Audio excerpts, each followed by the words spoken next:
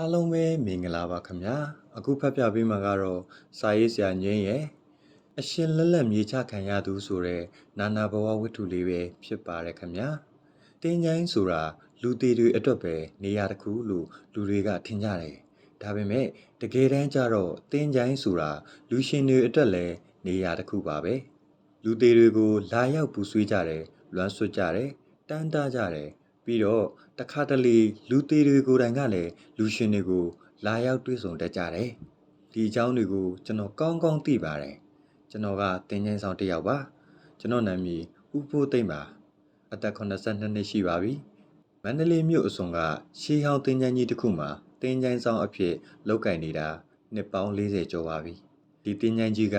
ဗြိတိရှခေတ်တည်းကတည်ရှိခဲ့တာပါ။ဒီမှာအုတ်ဂူဟောင်းတွေဈေးဒီငယ်တွေပြီးတော့နှစ်ပေါင်းများစွာပြုပြင်မှုမရှိတော့တဲ့တင်းချိုင်းအများကြီးရှိတယ်။ချမ်းသာတဲ့သူတွေရဲ့အုတ်ဂူတွေဆင်းရဲတဲ့သူတွေရဲ့မြေသားဂူတွေအားလုံးဒီမှာရှိတယ်။ကျွန်တော်တို့ကတင်းချိုင်းကိုတန်ရှင်းရေးလုပ်ဖို့အုတ်ဂူတွေကိုထိမ့်သိမ့်ဖို့ပြီးတော့တင်းချိုင်းကိုလာရောက်လည်ပတ်တဲ့သူတွေကိုကူညီပေးဖို့ပါ။ဒီအလုပ်ကလူတိုင်းလုပ်နိုင်တဲ့အလုပ်မဟုတ်ဘူးဗျ။တင်းချိုင်းမှာညဘက်အိပ်ဖို့ဆိုတာတတ်သိရှိရတယ်။ဒါပေမဲ့ကျွန်တော်ကတော့ဒီနေရာကိုကြောက်တယ်လို့တခါမှမခံစားဘူးကျွန်တော်ဒီမှာနှစ်ပေါင်းများစွာနေထိုင်လာတာမို့ထူးဆန်းတဲ့အရာတွေအများကြီးမြင်မှုပါတယ်ညဘက်တွေမှာအုတ်ဂူတွေကြားတဲ့ကလူရိတ်တွေရှောက်သွားနေတာကိုလည်းမြင်ဘူးတယ်ဘယ်သူမှမရှိတဲ့နေရာကနေစကားပြောတန်တွေကြားဘူးတယ်တခါတလေတင်းချိုင်းရဲ့တနေရာမှာမီးရောင်တစ်ခုလင်းလက်နေတာကိုလည်းတွေ့ဘူးတယ်ဒါပေမဲ့ကျွန်တော်ဘယ်တော့မှမကြောက်ခဲ့ဘူးဘာလို့လဲဆိုတော့ကျွန်တော်သိလို့ပါသူတို့ကကျွန်တော်ကိုဒုက္ခမပေးဘူးသူတို့ကအေးချမ်းမှုကိုပဲလိုချင်တာဒါပေမဲ့ဒီညမှာတော့တင်းချိုင်းရဲ့အနောက်ဘက်ထောက်မှာအုတ်ဂူကြီးတစ်ခုရှိတယ်အဲ့ဒီအုတ်ဂူကဒီတင်းချိုင်းမှာအကြီးဆုံးနဲ့အခမ်းအနားဆုံးအုတ်ဂူပါပဲစကြင်ကြောက်တုံးတွေနဲ့စောက်ထားပြီးအပေါ်မှာနက်ရုပ်တွေပပုလက်ရာတွေနဲ့အလှဆင်ထားတယ်အုတ်ဂူပေါ်မှာဥဖိုးခက်ကွင်းစာ1920 1994ကွင်းပိတ်ချစ်လှစွာသောဇနီးနှင့်သားသမီးများမှလို့ရေးထားတယ်ဗျ။ဥဖိုးခက်ဟာလွန်ခဲ့တဲ့အနှစ်30ကျော်ကမန္တလေးမြို့ရဲ့အချမ်းသာဆုံးကုန်သည်တစ်ယောက်ပါ။သူ့မှာစံဆက်တွေမြေခွက်တွေရွှေဆိုင်တွေအများကြီးရှိတယ်။သူတည်ဆုံးသွားတဲ့အခါမိသားစုကဒီအုတ်ဂူကြီးကိုဆောက်လုပ်ပြီးသူ့ကိုဂုဏ်ပြုခဲ့တယ်။ဒါပေမဲ့ဥဖိုးခက်ရဲ့အုတ်ဂူကကျွန်တော်တို့တင်းကျင်းဆောင်တွေကြမှာနာမည်ကြီးတယ်။ဘာလို့လဲဆိုတော့အဲ့ဒီအုတ်ဂူတဲကနေတခါတလေထူးဆန်းတဲ့အတန်တွေထွက်လာတတ်လို့ပါကျွန်တော်ဒီအတန်တွေကိုပထမဆုံးချိန်ကြားတာကလွန်ခဲ့တဲ့10နှစ်လောက်ကပါအဲ့ဒီတုန်းကကျွန်တော်ညဘက်တင်းချိုင်းကိုလှည့်ပတ်ကြည့်နေတော့အုတ်ဂူတဲကနေထူးဆန်းတဲ့အတန်တစ်ခုထွက်လာတာကိုကြားလိုက်ရတယ်တောက်တစုံတစ်ယောက်ကအုတ်ဂူတွင်းကနေထူးရိုက်နေတယ်လို့ပဲကျွန်တော်အဲ့ဒီအချိန်ကတိတ်မစင်းစားခဲ့ဘူးတလိမ့်ဆန်တကောင်ကောင်ဝင်းပြီးအတန်လုံနေတာလို့ထင်ခဲ့တယ်ဒါပေမဲ့နောက်ညတွေမှာလည်းအဲ့ဒီအတန်တွေဆက်တိုက်ကြားနေရတယ်တောက်ပိုပြီးကျေလာတယ်ပိုပြီးပြင်းထန်လာတယ်တစုံတစ်ယောက်ကအုတ်ဂူတဲကနေအသေးအတန်ထွက်ချင်နေတယ်လို့ပဲပြီးခဲ့တဲ့3လလောက်ကစားပြီးအတန်တွေကပိုပြီးပြင်းထန်လာတယ်အရင်ကထူးရိုက်တန်ပဲကြားရပေမဲ့အခုတော့လူတန်တွေပါကြားရတယ်ငါဒီမှာအသက်ရှင်နေတော့ပဲငါ့ကိုကဲပါငါမသေးသေးဘူးအဲ့ဒီအတန်ကတိုးညင်းပေမဲ့ပြတ်သားတယ်လုံးဝလူတန်ပဲအသက်ကြီးတဲ့ယောက်ျားတစ်ယောက်ရဲ့အတန်ကျွန်တော်စက်သိန်းတွေထားလာတယ်အုတ်ဂူထဲမှာတယောက်အရှင်လက်လက်ရှိနေတာလားမဖြစ်နိုင်ဘူးဒီအုတ်ဂူကိုပိတ်ထားတာအနှစ်30ကျော်ပြီအတွင်းထဲမှာလူရှင်တစ်ယောက်ရှိဖို့ဆိုတာဘယ်လို့မှမဖြစ်နိုင်ဘူးဒါပေမဲ့အတန်တွေကတကယ်ထွက်နေတယ်ကျွန်တော်ကိုယ်တိုင်ကြားနေရတယ်တညမှာကျွန်တော်မခံနိုင်တော့ဘူးအုတ်ဂူရှိကိုသွားပြီးဒူးတောက်ထိုင်ကြလိုက်တယ်ဘိုးခက်ခမည်းတည်သွားတာအနှစ်30ကျော်ပြီလေဗျာခမည်းဒီမှာမရှိတော့ဘူးကျေးဇူးပြုပြီးငိမ့်ညမ်းရာကိုသွားပါအဲ့ဒီချိန်မှာအုတ်ဂူတဲကနေအတန်တစ်ခုထွက်လာတယ်ဒီခါတော့ပူပြီးကျေလောင်းတယ်ပူပြီးပြတ်သားတယ်ငါမတည်သေးဘူးငါ့ကိုကဲပါငါဒီမှာအသက်ရှင်နေတော့မယ်ကျွန်တော်ထိတ်လန့်ပြီးပြေးထွက်လာခဲ့တယ်နောက်တစ်နေ့မှာကျွန်တော်မြို့ထဲကိုသွားပြီးဥဖိုးခက်ရဲ့မိသားစုအကြောင်းစုံစမ်းတယ်သူ့ရဲ့ဇနီးကလွန်ခဲ့တဲ့10နှစ်လောက်ကကွယ်လွန်သွားပြီသားသမီးတွေကရန်ကုန်ကိုပြောင်းသွားကြပြီ ဒါပေမဲ့ကျွန်တော်သူ့ရဲ့သားအကြီးဆုံးဖြစ်တဲ့ကိုဖိုးကက်ငယ်ကိုရှာတွေ့တယ်ကိုဖိုးကက်ငယ်ကအခုအသက်60ကျော်နေပြီသူကရန်ကုန်မှာစီးပွားရေးအလုပ်ကိုင်နေတယ်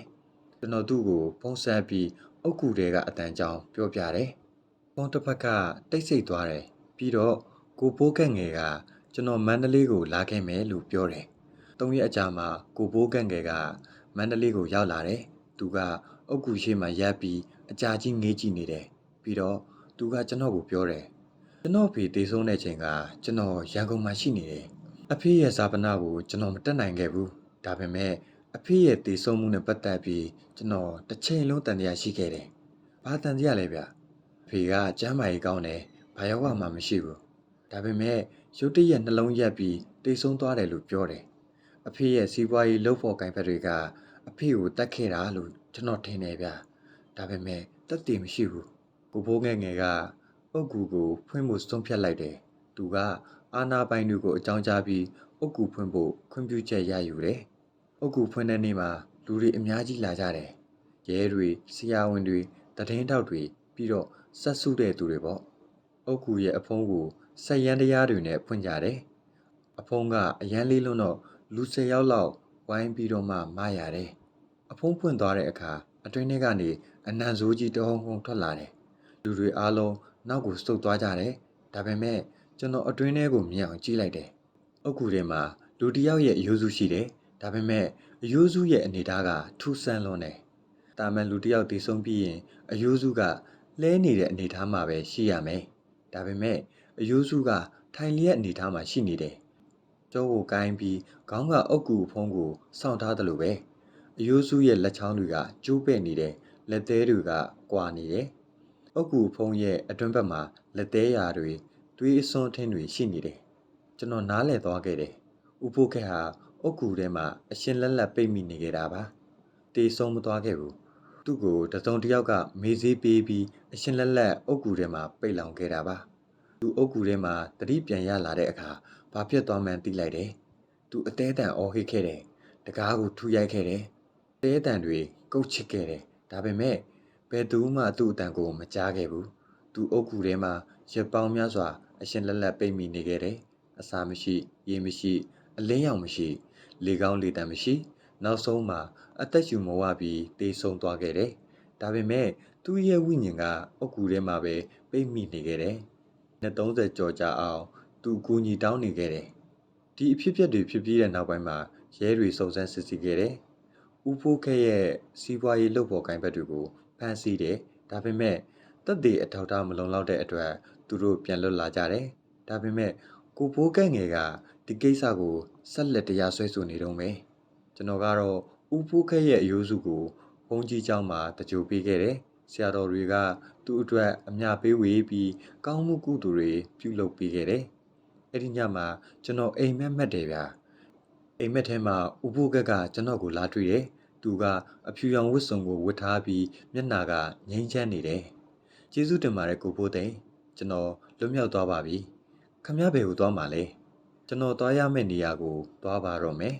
ဒါပေမဲ့ကျွန်တော်ကိုတတ်ခဲ့တဲ့သူတွေကဒီလောကမှာကြံခဲ့သေးပါပဲသူပြုံးပြီးလက်ပြနှုတ်ဆက်တယ်ပြီးတော့ဖြည်းဖြည်းမှိန်ပြော့သွားပြီးပျောက်ကွယ်သွားတယ်အဲ့ဒီနေ့ကစပြီးအုတ်ကူတွေကအတန်တွေမကြားရတော့ဘူးဒါပေမဲ့ကျွန်တော်ညတိုင်းတင်းချိုင်းကိုလှည့်ပတ်တဲ့အခါအဲ့ဒီအုတ်ကူအောင်ရှိမှခဏရပ်ပြီးဥဖိုးခက်အတွက်ဆူတောင်းပေးတယ်ပြီးတော့ကျွန်တော်သိလိုက်တဲ့နောက်ထပ်အရာတစ်ခုရှိသေးတယ်ဒီလောကမှာလူတွေကတရေတစီတွေကိုကြောက်ကြတယ်ဒါပေမဲ့တကယ်တမ်းတော့ကြောက်စရာအကောင်းဆုံးကလူသားတွေပါပဲလူသားတွေရဲ့လောဘမောဟရက်စက်မှုတွေဥပုကက်ကိုတတ်ခဲ့တဲ့သူတွေကအခုထိလွတ်လပ်စွာကျင်လည်နေသေးပါပဲဒါပေမဲ့တနေ့မှာတော့သူတို့လည်းသူတို့ရဲ့ကံကြမ္မာကိုရင်ဆိုင်ရလိမ့်မယ်ဒီဘဝမှာမဟုတ်ရင်နောက်ဘဝမှာအဲ့ဒါကကံတရားပါပဲဇလန်းလေးကတော့ဒီလောက်ပါပဲခင်ဗျာအဆုံးထိနားထောင်ပေးကြတဲ့ရောက်စီတိုင်းကိုအထူးပင်ကျေးဇူးတင်ရှိပါတယ်ခင်ဗျာကျွန်တော်ဟယ်ရီအောင်ပါ